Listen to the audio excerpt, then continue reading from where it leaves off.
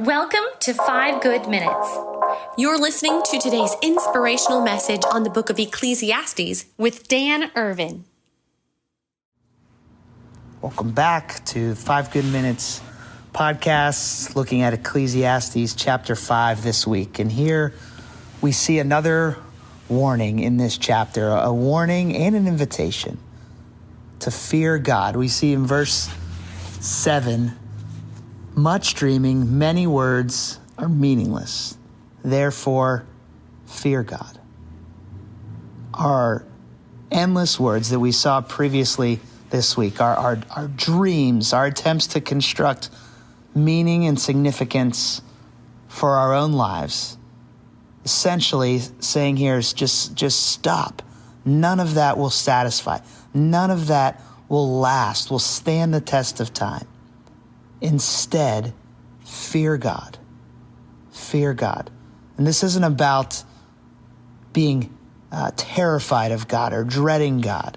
If you know anything about this idea of fearing God in a biblical sense, to fear God means to stand in awe of who He is, in reverence of what He is capable of, His infinite holiness, His power, the way that He is in control of our lives, of all things that we can't control the outcomes. This is essentially what is being said here in verse 7. It's this kind of awe that pushes us towards humility because we realize that we are standing before the Creator of heaven and earth, the one that holds the universe in His hands.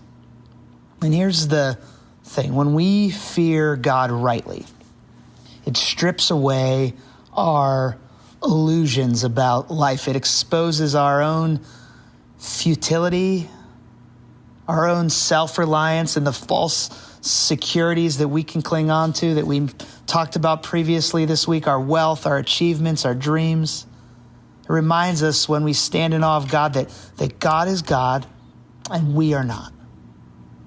And here is the amazing beauty of the gospel and how the gospel changes everything.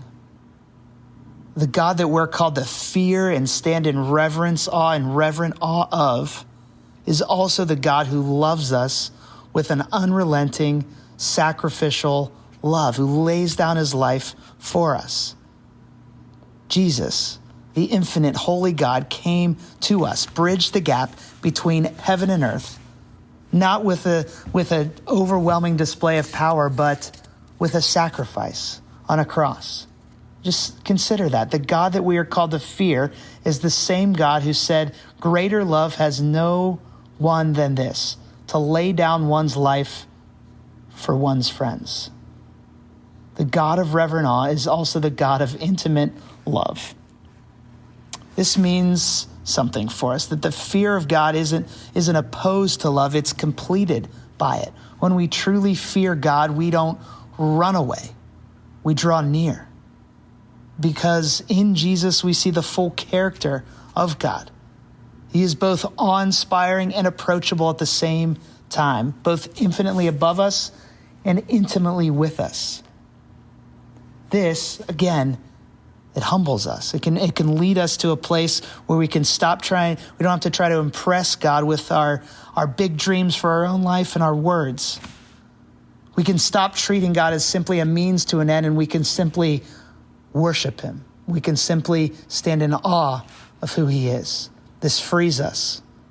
When we know that the God that we revere and stand in awe of is also a God that is tender and loves us and freed us from all these lesser fears, these fears of failure and rejection and fear of what's next.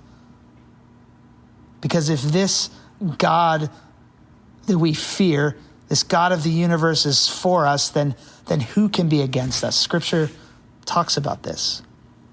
Ecclesiastes here, it calls us to fear God. And the gospel of Jesus shows us how to fear God. In Jesus, reverence and intimacy meet head to head.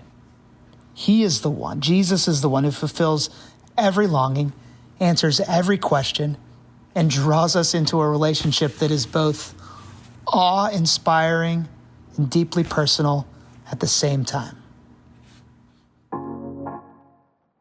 Thanks for joining us here today. There's a lot of great content to explore on Orchard Hill Plus and on the Orchard Hill main feed from the weekend. Have a great day.